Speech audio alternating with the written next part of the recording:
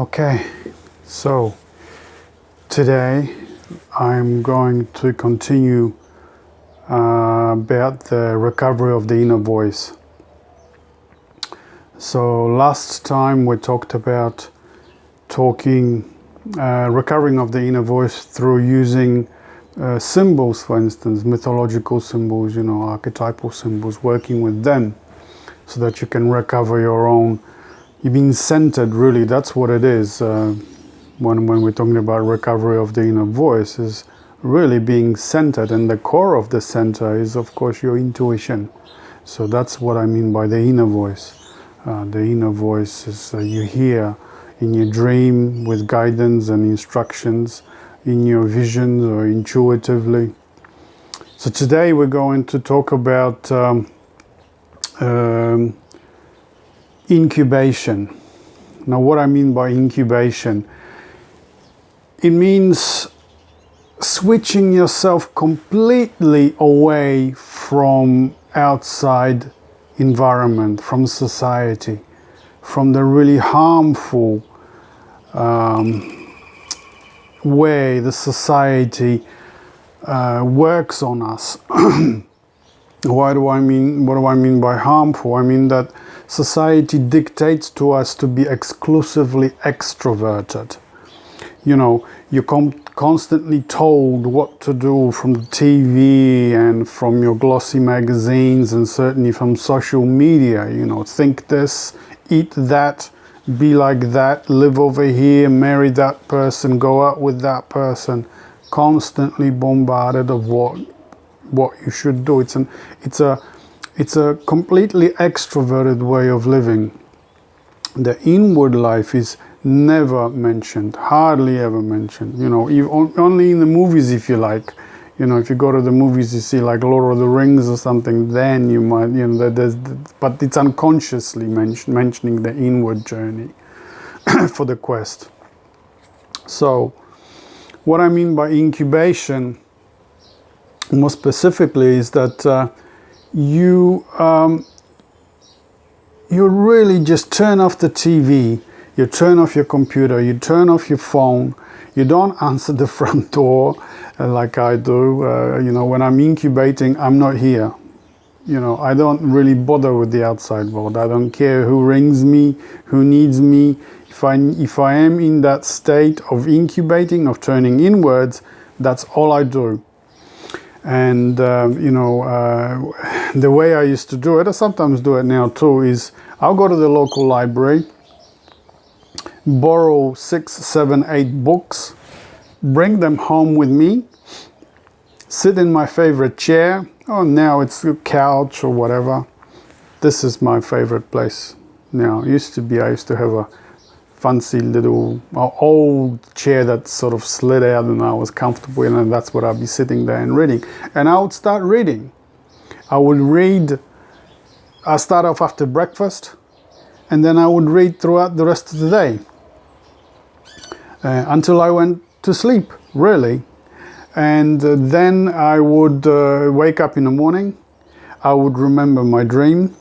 If I had a dream, the problem of remembering dreams is that we have difficulty with sleeping, or the outside life is too busy, so that the mind, our imagination, doesn't have the time to actually penetrate through the constant attention that is thrown at us from outside, so that you don't remember, you don't pay attention to what has happened in your dream.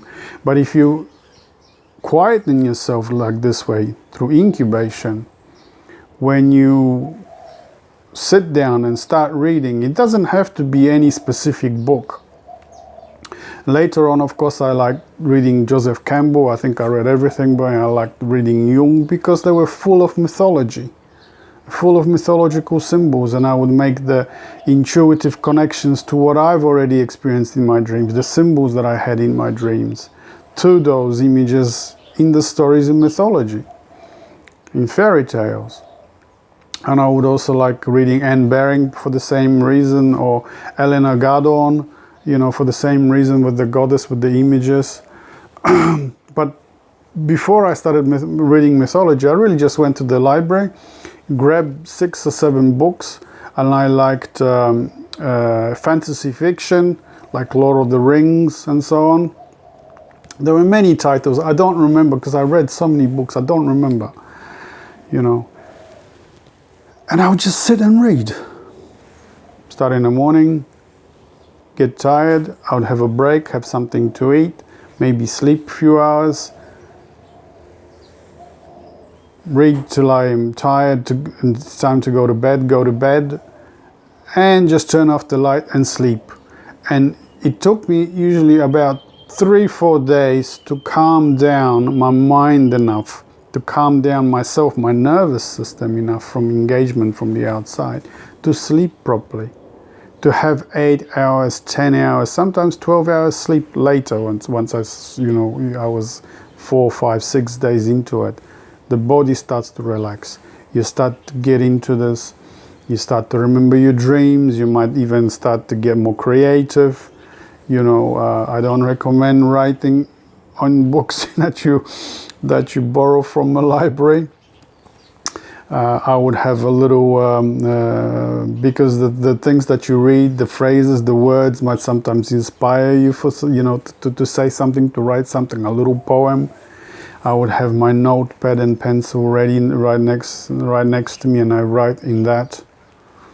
Later, when I bought my books are fully everywhere. It's marked with pen, and I had it in different colors later because I read them over and over and over. Every time I wanted to center, every time I was incubating, I would reread the book. And you think you read it once and you think you know everything. You don't. It doesn't matter if you read it 100 times. You read it again, because what it does, the reading is just to get you out of the mindset of preoccupation with the outside involvement.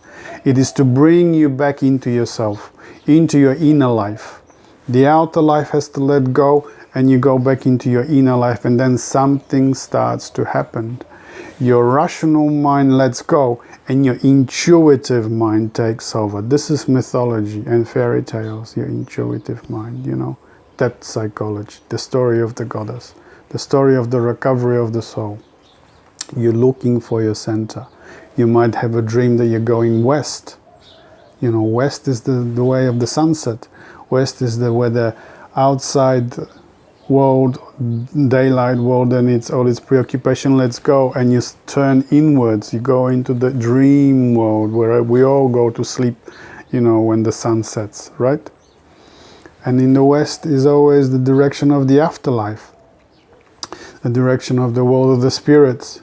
Throughout all mythologies in the West is the direction where the dead go to afterlife, to heaven, or to the Garden of Eden, or Garden of the Pomegranates, and so on.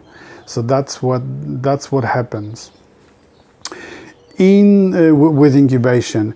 In ancient Greece, god Asclepius was the god of healing. And the temples dedicated to this god of healing, Asclepius, were called Asclepions. And there, people used to go and sleep.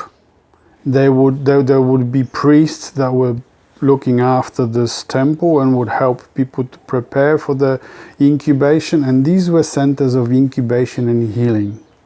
And what happened was, the person that went into this Asclepion, to this temple of healing, to this temple of incubation, went there consciously to have a dream, to ask the gods for healing, for help. And many, most would, we have this on record. And how do we know that it's on record? It's written, first of all, and second, they used to leave offerings in the temples to the parts of the bodies that used to get healed. So they would make a little clay part of the body, like part of the ear or a nose or a hand or something that actually got healed. And it doesn't take a long time, 1 or 2 nights, that was it. Usually it happened on the first night, because back then people were not so far disconnected from their inner life, the world of the spirit, as we are. So they would, they would start this incubation process, but probably by fasting, by removing themselves from family, from their work, and so on. Dedicate their time to go to this Asclepion, where they were helped by priests, possibly with the use of psychedelics, but you don't need psychedelics to do this. You can actually just by calming yourself, by reading, like I told you, by having the time to do it, by isolating yourself from society long enough until something starts to happen, until your outside mind, the rational mind, lets go, and your imagination mind, your intuitive mind takes over, and you start to begin to dream. You start to begin to be more creative. You might you might go for a walk and you have the feeling that you need to pick up this rock. Or you have a feeling that you need to write down something suddenly because something occurred to you. Or you will start to remember your dreams, and you might have said you might have never remembered your dream, but suddenly you're starting to get glimpses, images of what happened. So this is incubation. And incubation, I'll tell you a dream in one of my sessions of incubations, during one of my sessions of incubation. And in this dream, the images are not just of my personal associations. This is really important to remember. Not just your personal associations. You actually make contact with the collective mind, that the psyche that resides within each and every human being, that is on the collective level. This is mythology. This is fairy tale. This is the story in depth psychology, the archetypes. Yeah. And so this is the dream, and I don't remember when it actually happened during the incubation. I know it takes, if I've been away from it for a while, from incubating, from being inwardly centered, it takes about 3 days for the mind to return to the inner images, to the inner life. So about 3 days. It might have been on the 3rd day, maybe before, maybe later. And this is the dream. I'm in the enclosure next to my family home, in the backyard. This is important to stress, not the front yard, the outside life, but the backyard, the inward life. Where my dog, German Shepherd, he was his favorite area in the backyard. And there was a tall bird bath. Up maybe 1.5 meters tall, all made out of silver. In it was water, clear water. And there on the edge of that bird bath sat 2 bees, one female, one male. And suddenly they started to mate. And when they started to mate, they went into the water. It was inside the water that they were mating. And out of this mating was born a bird, a blue bird. You see? All this imagery is archetypal. Dog, its favorite area, water, silver, blue, bird. I mean, bird is probably one of the oldest images of the soul, of intuition. You can trace it back all the way to caves, 30,000 years old images. Same with water. Water is in many places in Europe to this day, Christian churches are built on the old sites of pagan temples, which were built around a well, a natural spring. Yeah, the well might have been bubbling up from the ground. There might have been a stream just flowing out somewhere. The most special ones where water was just was coming out of a rock face, it seemed. You see, was just out of a fissure, perhaps inside a cave. Why is this important? Because this is where water comes from, inside of some unknown destination. You see, that is the dimension of the spirit. This is the dimension where we are, where humans are. And this water connects the two dimensions. It exists over there, beyond the wall. in this mystery region, and here with me, where I can see it and touch it. So water is that mediating symbol that mediates between the two dimensions of the visible and the invisible, the visible of this reality and the invisible of the reality of the spirit. Yeah, and this water, this container within which the bees were mating, that's your intuition. That's the image, that's the symbol that mediates between the two spheres of your brain, your right brain and your left brain, your creative brain and your rational brain. Creative mind, rational mind, intuitive mind, intellectual mind. Okay? And the blue is the color of the sky. And in our Western Christian tradition, sky is the dimension where you find heaven. Okay, we always say God lives up in the sky somewhere. You know, the patriarchal religions have removed the divinity from here on earth, put it up in the sky. The older dimension of the goddess, everything was holy. That's why trees are still holy. in your imagination, in your dreams, you know, there's the tree of life. There's the water of life I was just talking about. There's the holy mountains. There's the holy caves, you know, the holy groves. Everything was holy. And in images of a flower is another image of this consciousness, of this spirit of the soul being born, coming out. Is being born, being renewed, if you like. That's because flowers flower in the spring, after winter, the death of the winter. The winter period can be likened to your rational mind. If you dream a lot about winter, you dream about being lost in the dark, that's usually what it means. It means you're still stuck on the level.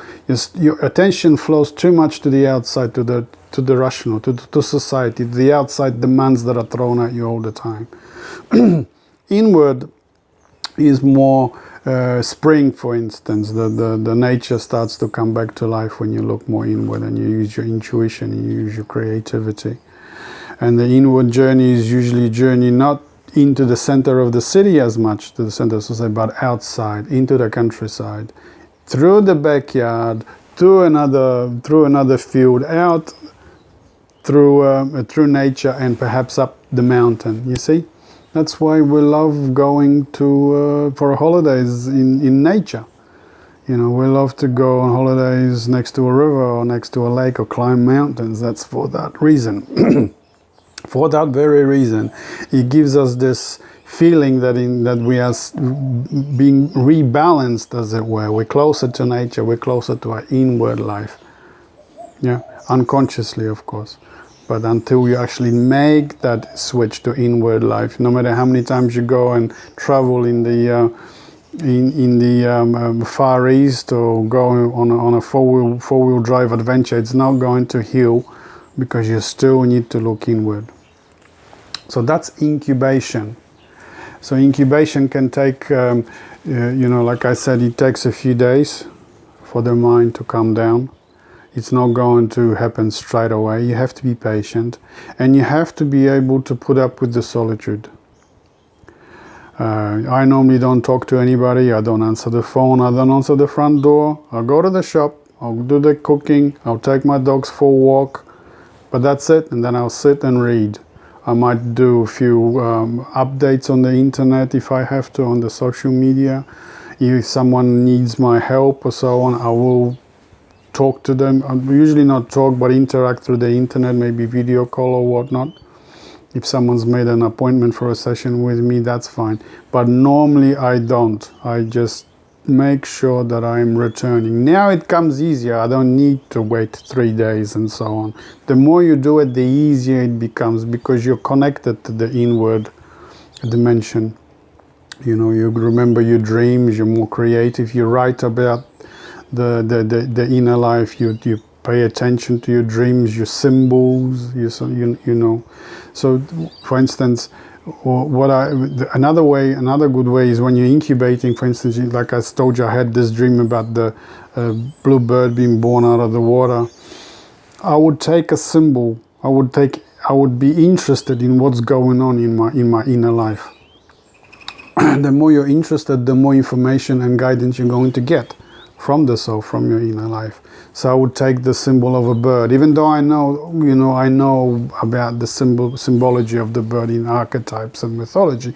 I would just say, well, I would just ignore it. I don't know anything about this right now. I'll just go and look again. Every time you look, something new pops up. It's a new journey. It doesn't repeat itself the same way twice. So you can actually use the same symbols over and over and over, and something new will pop up. You can take the color blue, you can take dog, nose. There's another one. There's a good reason why in Polynesian culture people greet each other with noses. They touch noses. Like we shake our hands. But they touch noses because it is the intuition, the nose that brings the two together, recognizes the two as one. The other, the spirit. Oh, I know you, so hello, with your nose. That's really how easy it is to understand these symbols. You make these intuitive connections. And when you're reading, for instance, mythology, or when you're doing the symbols, when you're working with the symbols, what can happen, what usually starts to happen, you make intuitive connections to the dreams and symbols that you've had already in the past. And you go, oh my gosh, that's what happened to me. I didn't know. Now you do. Now you do. The knowing is what transforms you. Even intuitively knowing is not as reading or someone telling you, it's not as impactful to this knowledge, to this transformation, as if when intuition is teaching you, because then you have this aha moment and you might just stand still and go, oh my gosh, this is what happened. And it sticks with you then. When someone tells you, it doesn't really stick. It just goes, yeah, okay, just kind of rattles around in your brain and falls out the right ear or something. But when you do it yourself, when you do the work, when you do this research work, intuitive research work, because it's the both sides of the brain that are working. The research, the intellectual, let's say, and the intuitive connections. The intuitive mind, they're working together, and you make images in your head, and you make connections, and you make associations, and you go, oh my gosh. And that's how writing, all these things, when I write on the internet, on social media, the little posts, the 3-4 liners and the big ones, they're all about they kind of flow. One thing leads to another, one thing leads to another. I don't know if you've noticed, but they all kind of connect intuitively, associate with each other. I say, but usually when I write, I go, oh, this associates with this, and this associates with this. That's intuition. And if you were to go on like this, associating each thing to another thing, you'd go a full circle, and you realize everything is interconnected. And everything relates to the same story. The story of the soul. The timeless story of the recovery of the soul. So that's incubation. That's what I wanted to talk to you about. See the other talks that I gave, the other videos that are recorded, the ones of recovering of the inner voice through working with symbols, and the last one was talking to the soul, talking to the spirit. That works just as well. It's a great starting point of creating a relationship. And then the soul might talk back to you, because it usually talks back when you're asking something deeper. You will talk back in archetypes. It will say something deeper. So you have an image, you have a symbol to work with, and off you go, research, What does it mean? And I would you probably hear the birds are outside eating. I would hit the index of books, the right books like Joseph Campbell, Jung, and Bering, and so on. You got the index, and you go, or just go to Wikipedia, put in the symbol, and see what it says in religious and cultural references. Okay, so that's how you do this work, this spiritual work. So that's incubation. And that's it for today, and I'll talk to you next time. See you. Bye.